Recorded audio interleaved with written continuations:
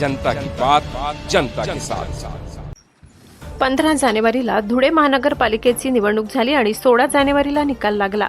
निवडणुकीत हारजीत पचवण्यासाठी दगडाचं काळीज लागतं आणि आम्ही शिवसेनेकडून लढत असताना आमचा पराभव झाला आणि तो आम्ही पचवला देखील। परंतु काही समाजकंटक 2 नंबरचे धंदे करणारे, सट्टा पिढी असेल, गांजाचा धंदा असेल, पत्त्याचा क्लब चालविणारा, हे सर्व धंदे करणारा माजी नगरसेवक बन्सी जाधव व त्याचा भाऊ बंटी जाधव, अजय मोरे, मालतीबाई भाटे व त्यांच्यासोबत 30 ते 40 गुन्हेगारी पार्श्वभूमी असलेले गुंड घेऊन आज माझ्या घरावर हल्ला केला।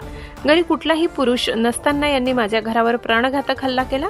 माझ्या घरी फक्त माझी आई मुक्ताबाई प्रमोद ढवळे, माझी मावशी व परिसरातील महिला होत्या।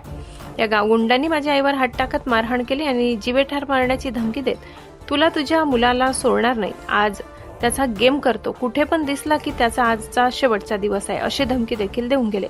माझी धुळे शहरातील सर्व सुज्ञ नागरिकांना विनंती आहे की सत्ता लोकशाहीची नसून हुकुमशाहीची आहे। माझ्या परिवारावर आज जो प्राणघातक हल्ला झालाय त्याचा मी निषेध करतो आणि पोलीस प्रशासनाला विनंती करतो की अशा माजलेल्या गावगुंडांचा तात्काळ बंदोबस्त करावा। माझ्या जीवाला किंवा माझ्या परिवाराला काही झाल्यास सर्वस्वी भाजपाचा माजी नगरसेवक बन्सी व त्याचा भाऊ बंटी जाधव, सोनू जाधव व त्याचे सहकारी जबाबदार राहतील। जनता की बात जनता के साथ।